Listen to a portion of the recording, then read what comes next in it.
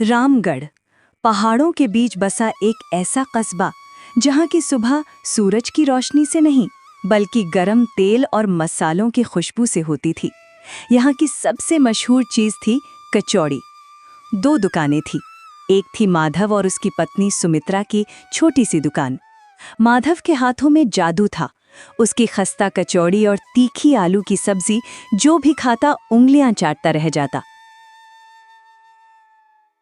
अरे भाई, क्या कचौरी बनाते हो।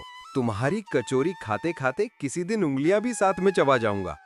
लेकिन उसकी दुकान हमेशा खाली रहती थी। मक्खियां भिनभिनाती थीं पर ग्राहक नहीं आते थे। और ठीक सामने थी जग्गू का ढाबा। जग्गू एक घमंडी और लालची आदमी। उसकी कचौड़ी में न स्वाद था न सफाई। लोग कहते थे कि उसकी सब्जी में से अजीब सी महक आती है। फिर भी उसके ढाबे पर इतनी भीड़ होती थी कि मानो मेला लगा हो।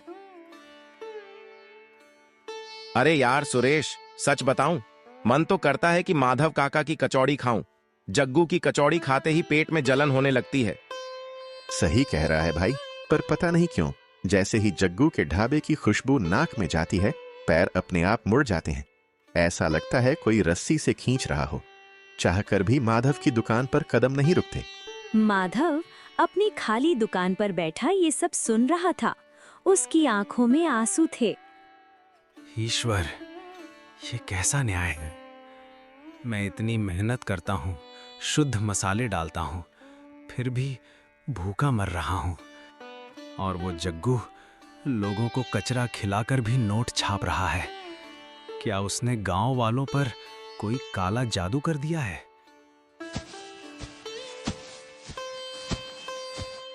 आ गए आप। आपने इतनी देर क्यों की?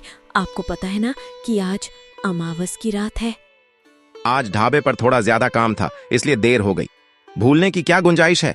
अगर मैं भूल गया तो वो हमें ही मार के खा जाएगा।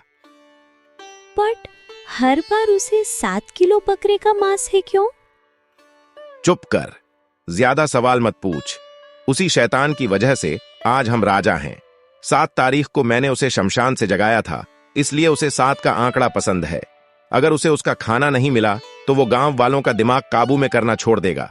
फिर कौन खाएगा हमारी सड़ी हुई कचौड़ियां?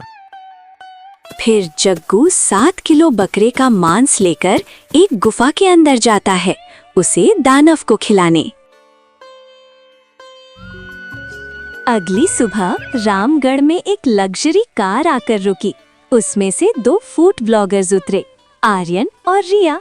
वे शहर से आए थे और गांव के खाने पर वीडियो बनाते थे। हेलो दोस्तों, आज हम आए हैं रामगढ़ और यहाँ की फेमस कचौड़ी ट्राई करेंगे। आर्यन देखो, वो दुकान कितनी साफ है और खुशबू भी असली मसालों की आ रही है। चलो वहाँ चलते हैं।